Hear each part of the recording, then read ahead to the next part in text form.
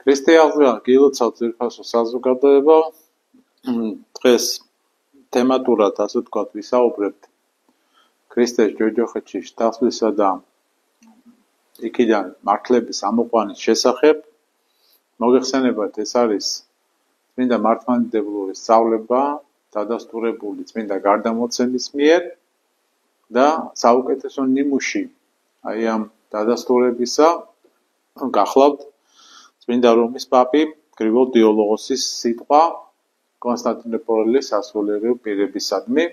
რომლებიც ამ საკითხზე არამართებულად მსჯელობდნენ და საჭიროებდნენ თავისი შეხედულებების ჩასწორებას. ჩვენ ახლა წავიკითხავთ ამ წმინდა გრიგოლ დიოლოგოსის ამ სიტყვას და თან ძირეოდენ ჩვენს კომენტარებსაც დავუთავთ, რათა კიდევ უფრო ცხადი გავხადოთ ის ჭეშმარიტება, რაზეც საუბრობს წმინდა მამა და აქვე ვიტყვით, რომ არა თვითონ მარტო წმინდა გრიგოლ დიოლოგოსი, არამედ უამრავი წმინდა მამა ამბობს და ეს არის ძირითადად მართლმადიდებელი ეკლესიის სწავლება. როცა თქვენ აქედან გაემგზავრებთ, ესე იგი წმინდა მამა საუბრობს კონსტანტინოპოლის სასულიერო პირებზე, რომლებიც იყვნენ ჩასული, ესე იგი რომში და თურმე საუბრობდნენ იმის შესახებ, რომ ჯოჯოხეთიდან არა მხოლოდ მართლები ამოიყვანა, არამედ ყველა ადამიანი. და ამას, რა თქმა უნდა, უწუნებს წმინდა მამა. თითქოს თქვენ ამბობთ, რომ ყოვლადძლიერმა უფალმა და მაცხოვარმა ჩვენმა იესო ქრისტემ ჯოჯოხეთისა ჩასვლის შემდეგ ყველა, ვინც იგი ღმერთად აღიარა, დამსახურებული სასჯელისაგან გაათავისუფლა. მე მინდა გითხრა ძმანო, რომ ამაზე სულ სხვა აზრი უნდა გქონდეთ. კერძოდ, რომ ჯოჯოხეთში ჩასულმა უფალმა თავისი მადლით მხოლოდ ისინი გაათავისუფლა, ვისაც წამდა, რომ იგი მოვიდოდა. ნახეთ, ეს პირველი ფაქტორი, რომელიც გასათვალისწინებელია აუცილებლად, ესე იგი ძველი აღთქმის მართლების კატეგორიას ვინც ეკუთვნის ის ადამიანები, რომლებსაც წამდა, რომ ქრისტე მესია მოვიდოდა და ამასთან, ნახე, ამას პლუს ემატება, მისი მცნებების თანახმად ცხოვრობდა. ანუ რეალურად ადამიანები, რომლებიც სარწმუნოებრივად ცხოვრობდნენ და ელოდებოდნენ მესიის განკაცებას და ზოგადად ხსნას. რამე თუ ვიცით, რომ უფლის განხორციელების შემდეგ ვერცერთი მათგანი ვერ მოიპოვებს ცხონებას, ვისაც ღმერთი სწამს, მაგრამ რწმენის შესაბამისად არ ცხოვრობს. ნახეთ, ფაქტორი რა არის, რომ თუ იძახის, რომ წამს, მაგრამ რწმენის შესაფერისად არ ცხოვრობსო, ესეთი ადამიანი რეალურად არც არის მორწმუნეო, ხომ? და ამას ადასტურებს წმინდა იოანე ღვთისმეტყველის ეპისტოლეთი, რომელმა თქვას, ვითარმეთ ვიცით იგი და მცნებათა მისთა არ აიმარხვიდეს, ტყუ არ არის და ჭეშმარიტება არ არის მისთან. ესე იგი, თუ ამბობს, რომ თან ვიცით იგიო, მაგრამ ცოდნა მარტო იმისა, რომ ღმერთი არსებობს, არ არის საკმარისი. არამედ ჭეშმარიტი რწმენა არის საკმარისი და თუ ვისაც ეს რწმენა არ აქვს, ის რა თქმა უნდა ტყუარი არსო. და კიდევ იაკობის ეპისტოლიდან მოყავს საწმნოება თვინიერ საქმეთა მკვდარ არს. ამრიგად, თუ კი დღეს მორწმუნენი კეთილ საქმეთა გარეშე ვერ ცხონდებიან, ხოლო ურწმუნოენ და დასჯილი ჯოჯოხეთში თანხმდომილი უფლის მიერ კეთილ საქმის გარეშე ცხონდებიან, მაშინ მათი ხვედრიო, ვისაც არ უხილავს განხორციელებული ქრისტე, ბევრად უკეთესი ყოფილა იმათ ხვედრზე, ვინც უკვე განხორციელების საიდუმლოს შემდეგ დაიბადა. რა უგუნურებაა ეს? ესე იგი, ნამდვილად ესე გამოდის, ხო? ესე იგი, ადამიანები, რომლებიც ფაქტიურად თურმე ურწმუნოებაში ცხოვრობდნენ, იგულისხმება ძველი აღთქმის, თქვათ, ადამიანები, რომლებსაც ავტომატურად რატომღაც თვითონ უნდა მოხვდნენ თურმე აი ამ ცხონებულთა კატეგორიაში, ის ადამიანები და თურმე უნდა ცხონდნენ და მაშინ რა გამოდისო, ამბობს წმინდა მამა, რომ ვინც ქრისტეს შემდეგ განხორციელებული ღმერთი იხილა, ანუ ვინც დაიწყო მოღვაწეობა, ხო? ანუ სარწმუნოებრივი მოღვაწეობა შეიძლება დაიწყო, ესე იგი ამათი ხვედრი კიდევ უფრო რთულია, ვიდრე იმათიო, ვინც საერთოდ არაფერს არ აკეთებდა, თურმე უფრო შეიძლება ცხონდე ვიდრე ამათი ვინც ეკლესიაში უკვე მოვიდა და ქრისტე იხილა და აქ ჭირდება მას 8 წელი და კიდე არავინ ვიცი ჩვენ ვინც ქრისტიანულად ცხოვრობს არავინ იცის კიდე ცხონდება თუ არ ცხონდება ეს არის რეალური სწავლება ხომ და ღვთის კაცმოყვარებას ვართ მინდობილები და რა უგუნურება ესო და ნამდვილად დავეთანხმებით ამას იმიტომ რომ წმინდა ლუკა მახარებელსაც იდასტურებს აქ მრავალთა წინასწარმეტყველთა მეფეთა უნდა ხილვაი რომელსაც თქვენ ხედავ და ვერ ეხილეს სმენად რომელიც თქვენ გესმის და ვერა ესმა მაგრამ იმისათვის რომ დიდხანს არ შეგაწყინოთ თქვენ ჩემი მსჯელობით გირჩევთ წაიკითხოთ ფილისტრიუსის წვალებლობაზე შესახებ ანუ აი ამ სწავლებას რომ ჯოჯოხეთიდან არა მხოლოდ მართლები ამოიყვანა და ვინც მესიას ელოდებოდა და ვინც ცხოვრობდა ცნებებით ხომ არამედ ყველა ადამიანის ამოყვანა ეს პირდაპირ მწვალებლობათ აქვს მიჩნეული წმინდა გრიგოლ დიოლოგოს და ჩვენ შემდეგ ამას ვხედავთ ასევე დადასტურებას ამისი უკვე დასავლეთის ეკლესიის დასავლეთის გულისხმობთ მართლმადიდებლური დასავლეთს რა თქმა უნდა ეს მე-7 საუკუნეებში მე-8 საუკუნეებში თქვათ ტოლედის კრება იყო მეორე რომის კრება იყო კიდე ეს არის ერთი 625 წელს იყო მეორე 745 წელს სადაც წმინდა მამებმა იქაც დაადასტურეს ეს უტყუარი ჭეშმარიტება რასაც საუბრობს გრიგოლ დიოლოგოსი რომ მხოლოდ მართლები ამოიყვანა ჯოჯოხეთიდან და ნახეთ რა არის მნიშვნელოვანი აქ საუბარში ფილისტრიუსის არიან წვალებლები ნახეთ რომლებიც ამბობენ თითქოს უფალმან ჯოჯოხეთში თახტომის შემდეგ იქადაგა თავის შესახებ უკვე მათი სიკვდილის შემდეგ ნახეთ აქ სიკვდილის შემდეგ ხაზგასასმელია რათა ისინი ვინც მას იქ აღიარებენ ცხონდნენ როცა ეს პირდაპირ ეწინააღმდეგება დავით წინასწარმეტყველის სიტყვებს და მართლაც ნახეთ ჯერ ის ვთქვათ რომ სიკვდილის შემდეგ არავის აღარ აქვს უკვე ნების გამოხატულების საშუალება და აი ეს რა არის საიდან დასტურდება წმინდა დავით წინასწარმეტყველის სიტყვებით რომ ჯოჯოხეთშინა ვინ აღიარო შენ ანუ აღიარება როგორც ესეთი ჯოჯოხეთშინა მართლების მხრიდან ხდებოდა იმითი რითაც ისინი უკვე ცხოვრობდნენ ამ ქვეყნად გესმით და ისინი უკვე ჯოჯოხეთში მოლოდინში იყვნენ იმისა რომ ქრისტე მოვიდოდა და არაფერი იქ ნების გამოხატვა და აღიარებაზე საუბარი არ არის ამიტომაც ამბობს დავით მეფსალმონელი ჯოჯოხეთშინა ვინ აღიარო შენ ანუ ვეღარავინ ვერ აღიარებსო შენ უფალო ანუ ჯოჯოხეთი უკვე არის მოცემულობა რომელშიც იმყოფება ცოდვილები ხო და შემდეგ ადასტურებს კიდე ამას პავლე მოციქულის სიტყვითაც რამე თუ რომელთა იგი უშჯულოდ შესწოდეს უშჯულოდსა წაწყდნენ ანუ პირდაპირ განაჩენზე აქვს საუბარი რომ ვინც ცხოვრობდა უშჯულოდ ამ ქვეყნიური ცხოვრების დროს ის უშჯულოდ წარწყდა ანუ ჯოჯოხეთი მისი ხვედრია და რომ ჯოჯოხეთი რომ მარადიული სატანჯველია ამაზეც კიდე უამრავი მითითება გვაქვს ჩვენ წმინდა წერილში ამიტომ ეს აბსურდული თეზები რომლებიც წარმოიჭრა უკვე აი ამ ჯოჯოხეთიდან არა მხოლოდ მართლების ამოყვანის შესახებ სხვა მიზეზები უნდა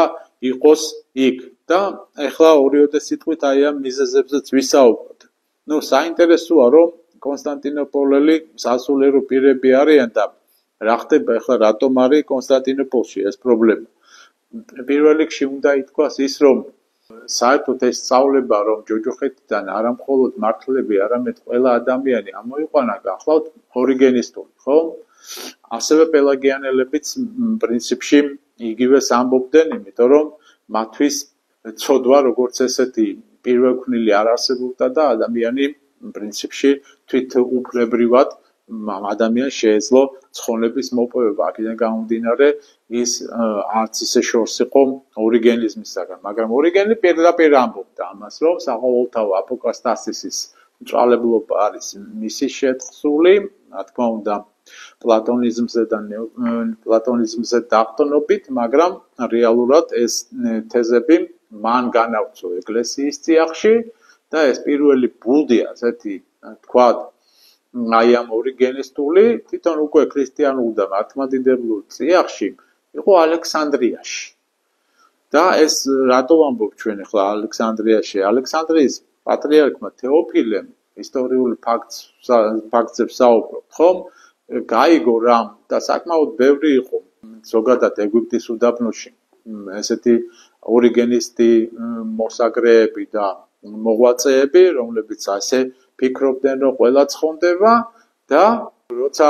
თეოფილემ ალექსანდრიის პატრიარქმა უმკაცრესი ზომები მიიღო მათ წინააღმდეგ, ცნობილი ფაქტებია, რომ ნაწილი აი ამ ბერებისა, რომლებიც გამოგზავნილი იყვნენ ეგვიპტიდან, თავი შეაფარეს კონსტანტინოპოლს. აქედან გამომდინარე, კონსტანტინოპოლში ეს ფაქტორი, როგორც ესეთი, რომ ორიგენისტული შეხედულებები მუსირებდა, ჩვენთვის არ არის გასაკვირი, მით უფრო არ არის გასაკვირი ზოგადად ბერძნულ სამყაროში ეს ამ პრობლემების არსებობა, იმიტომ რომ ალექსანდრიის სკოლა, როგორც ასეთი, იყო ბუდე ამ ორიგენიზმისა და ამისი აღიარება არის აუცილებელი პირობა და გარკვეული კვალი, რომ აი ამ ორიგენიზმმა დატოვა ეკლესიის წიაღში, მათ შორის ვაღიაროთ უნდა ზოგიერთ პატრისტიკულ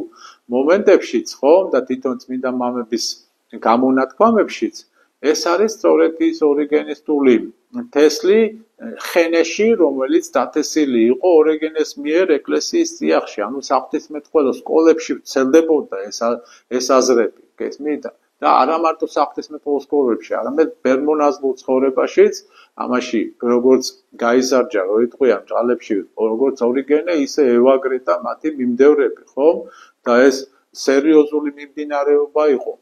აქედან უნდა ვეძებოთ ჩვენ პასუხებიც იმაზე, როცა ხედავთ თქვათ გრიგოლ ნოსელის სიტყვაში